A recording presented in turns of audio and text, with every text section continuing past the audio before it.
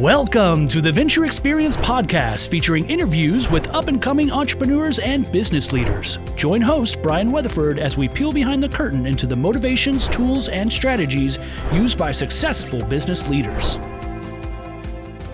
Hey there, welcome to the Venture Xperience podcast. My name is Brian Weatherford, and I'm your host. Today on the show, we feature a rather interesting guy in a lot of areas. His name is Chris Macaulay, and you are the CEO of Venlo Investments, correct? Correct, for North America. The North America Correct. side. So I'm curious, Venlo, I always like to ask people what the name of the company is. Is that an acronym? Does it stand for something, or what is that? Yeah, so the name Venlo comes from the city in Venlo in the Netherlands. So Ty Hermans, who is the owner of the Venlo Group, his dad's originally from there, so it's kind of a bit of a tribute to him. It's a tribute. I love that. And how long has Venlo been around? In various forms, about 16 years. 16 years, and you've been on board for? Actually, today is a year and a day. I've been on board. Happy well into your second year now. Yeah, well into it, exactly. Glad to have you here. Well, as we mentioned, you're part of the North American part. Yes. So did you come here on day one when we decided to expand this thing into North America? No. So I came to the US almost 3 years ago. I was running my own tech company at the time. And we moved over to set up our New York office. And yeah, we kind of built that business a little bit, and I sold out of that in September last year. I was based on the East Coast and didn't want to stay in New York during a pandemic. Oh, and fair enough. And then I've known Ty, the owner, for many, many years. Gotcha. And so I took on the role to set up our North American business, start rolling some of our companies into the US market, and help us really scale. You know, let's talk about that, because you just mentioned the word companies, more than one. You Correct. guys are involved in a variety of different industries in a variety of different ways. Can you give me a couple of thumbnails on what all you're up to? Yeah, so at a high level, Venlo is a portfolio and a group of companies. So Venlo acts as the holding group for that.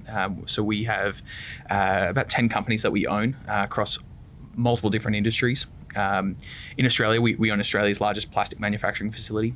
And then over the years, we've spun up and acquired different companies to really support that business. And so we've got engineering firms, we've got a business development and R&D division called NPD, and then we've spun off our own products and brands over the years. And so we've got a brand called Tread, which is forward driving accessories.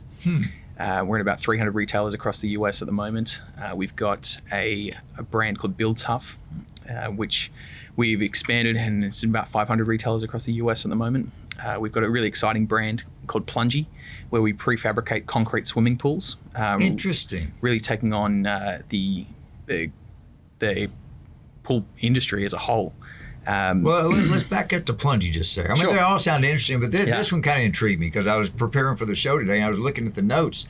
And is that a relatively new concept within pools, or Correct. is it new to the U.S., or give me some background? Yeah, so I'd say about 5 years ago, there was a trend that started in the pool industry globally, where people wanted to take advantage of smaller backyards, and the concept of a plunge pool became a thing. And people originally started with, converting like a cement, like septic tank, or an old shipping container or something like that, and they would convert it into a pool. Sure.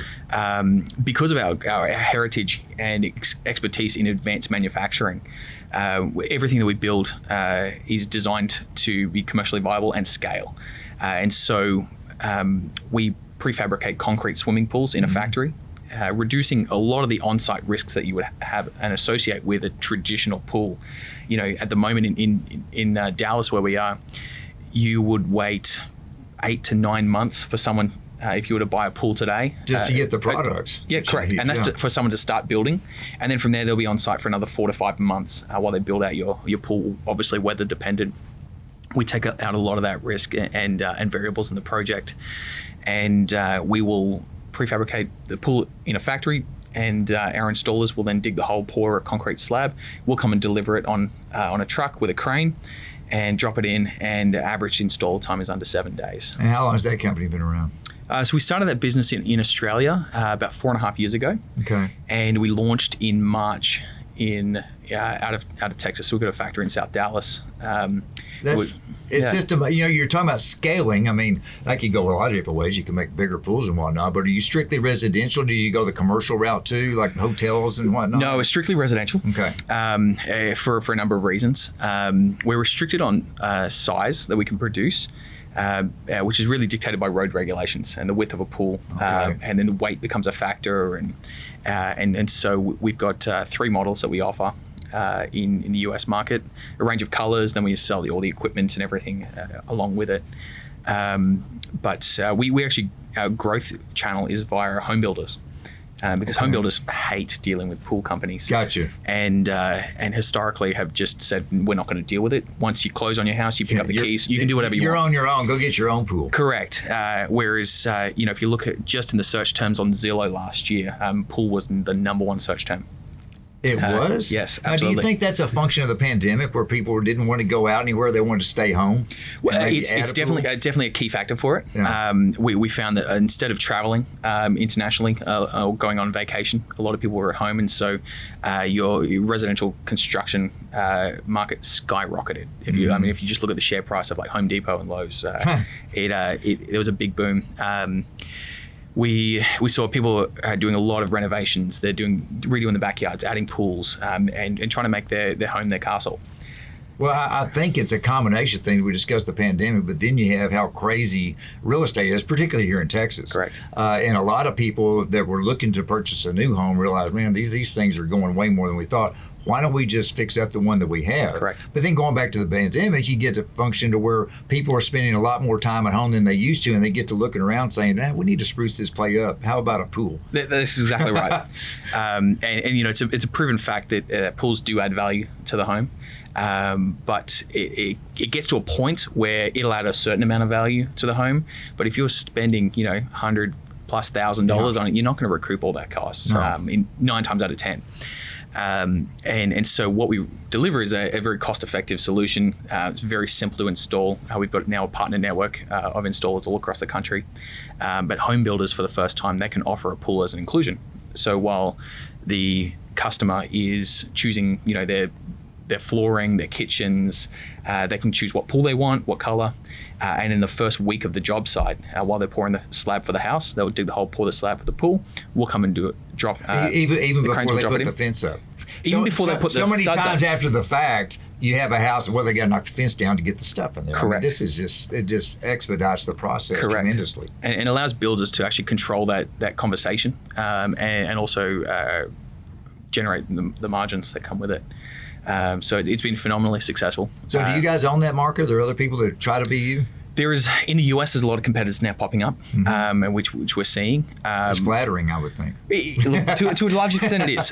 We were very early in the trend. There is no other company in this industry that is set up to scale like we are. We're definitely gearing up. We're on track to be one of the fastest growing pool companies in the world in the next 12 months. Well, so overall, back to the main company back to the big picture. Thank you for sharing all that with me. But for the most part, do you start companies? Do you purchase existing companies? How do you build your portfolio? Look, it's a bit of both. So my remit when I joined Venlo was to look at how we take all these businesses that we had been somewhat operating independently, and there's a lot of autonomy across the businesses, and we looked at how do we build a global infrastructure in place, because we've got businesses that's in their own rights are profitable, are successful, but the only way we can hit the growth numbers that we're looking at, and so we've got a goal across the group. We're doing probably just over $100 million a year. Goodness. But our goal is to hit somewhere between $1 and $2 billion in the next 4 years. And the only way we can do that is through fairly aggressive acquisitions. Absolutely. But a lot of our focus at the moment is putting the underlying infrastructure in place. Right, and then go out in different directions. Correct. But you have the key thing of not putting all your eggs in one basket, as we correct. like to say. We're fairly diversified. So this industry's kind of going this way. We can lift it up with this one until this one comes back, and you get the big portfolio. I get it. That's exactly right. And so a lot of our focus now is the back end operations. So everything from systems to technology to HR, legal, finance, warehousing, logistics, and also manufacturing process. We're trying to centralize a lot of that at a Venlo level, so that all of our entrepreneurs who are running each business can focus on product development, sales, and marketing. and we take care of the rest, and they can just go crazy. That's the key to success for all businesses, regardless of size, is let the people that run the business focus on what they know. That's exactly right. Because if they peel off over here trying to figure out something else, there's nobody running the business. Exactly. So that's a great thing that you guys bring to the and it also means that we can then start to go on an acquisition tear and start rolling companies into the fold in a way that is sustainable. So you got all this going on here in North America. Are there plans for growing out even further? Yeah, absolutely. Just with our plungy business, we're building factories in Canada at the moment. We'll have multiple plungy factories across the US in the next 12 to 18 months. And with a goal that in the next couple of years, our goal is 50,000 units shipped globally per year, and about 20,000 of those will be in the US. But already we're in discussions with people about launching Venlo in Europe. Okay. And then into the UK as well. And that'll give us a really solid global footprint. Well, I was going to say you're already a global company, but Correct. I mean, and I have to think too, once you move into a new market with this company, and then you look around and you find others that might be able to add to it, and Correct. They see you and how successful you've been, and it's a good. It ends up being you're your own marketing piece. Well, effectively. The other really interesting thing about building a global footprint is you get to leverage the different various industries that each market really specializes in. So another priority kind of in the back end of everything that we're doing is how do we set up our own internal centers of excellence across the business. So obviously Australian, we specialize in advanced manufacturing. We've got plants that do lots and lots of things. We pump out hundreds of millions of parts a year across various different industries. I think one of our factories has 22,000 SKUs that we produce. And it's wild. And then we've acquired a few companies recently that's going to help accelerate some of the growth in that. But as we look to Europe, I mean, a big priority as we're pumping out a lot of plastic products. Sure. Everything that we do at a Venlo level, we are mandated to have an end-of-life function or end-of-life program attached to it. Okay. Sustainability Right. and recycling is an absolute key priority for us. And so we have programs where we kind of extract plastic out of the ocean and then recycle it. We've just acquired another recycling facility in Australia. With every product that we develop and ship, it has to have an end-of-life function. And so when we look towards Europe, and there's a lot of green technology and a massive focus on sustainable manufacturing, we get to leverage a lot of the experience by setting up an operation over there. That's nice. And you can learn stuff over there and then apply it to other markets where That's maybe exactly it's not right. at the same level. That's Now, exactly I right. need to ask you real quick. We'll wind down here in a sec, but I'm just curious. You mentioned with all the SKUs, but just with that one company, how are things with the supply chain these days? I mean, has there been an impact with you regarding that? I would think look, so. It kind of varies on the industry. Sure. Our pool company, for example, there's been a major shortage, and part of that was earlier this year there was a big Texas freeze that came through. I'm familiar with that. Yeah, and there was, I believe, it was 300,000 pools destroyed or damaged through that 3 days of just very cold conditions, and the resultant impact on the supply chain that had was that in the following 4 weeks from that freeze, there was more pool equipment purchased in Texas alone than all of the U.S. sales last year. That's crazy. And that was pretty much just to repair existing pools. Correct. Let alone, now you're coming in wanting to build new Correct. pools, and now your stuff has been diverted that Correct. direction. And so while we've had some issues for, with access to concrete and different things, a lot of those are normalizing. And it hasn't impacted our cost of manufacturing too much. But yeah, we're seeing various different challenges across lots of different industries. We developed a brand during the pandemic, actually a couple of them, but one where it's grown so quickly. It's basically a nutraceutical brand called Immuni Health. Okay. And we developed that in collaboration with a bunch of doctors and virologists who actually came up with Australia's first vaccination. Wow.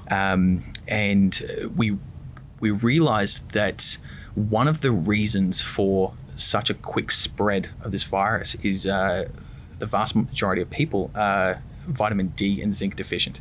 Absolutely, yeah. And so we created a product in collaboration with this virologist, which was a supplement which has 4 basic ingredients that are readily available, just in a unique formula: vitamin C, vitamin D, zinc, and quercetin. And what that does, it's basically an immune defense supplement that you take daily, and it tackles is designed to specifically tackle COVID and also stop communal spread. And so that, as you can imagine, that business has grown very quickly. Oh yeah, we sell it online and then via doctors as well. And again, it's part of the whole diversity that you bring to Correct. your portfolio. I mean, every pools to supplements and Correct. so many other things. As we wind down, I've got to back up just a second. So when you came on board and you had the North America thing, and Yes. here you are, you ended up here at Venture X. Now, as a partner, how have they been able to help you out as your company? What do you find that they bring to the table to help you be the success that you are? Sure. So, I mean, if we backtrack a little bit before that, I've spent the last 12 months prior to that, with all the lockdowns and everything on the East Coast, working from home. And I've got 4 young kids, and it was a challenge. Yeah. And so, day one that we moved to Dallas, I signed the lease here. We needed a space where our guys were able to work, and as we could start to build out the team, we also needed a flexible space. And so Venture X have been an amazing partner for us. We've moved office 3 times as we've kind of started building out the team. We've kind of outgrown a space, and then we've outgrown the next one, and we'll shortly outgrow the current space that we're in.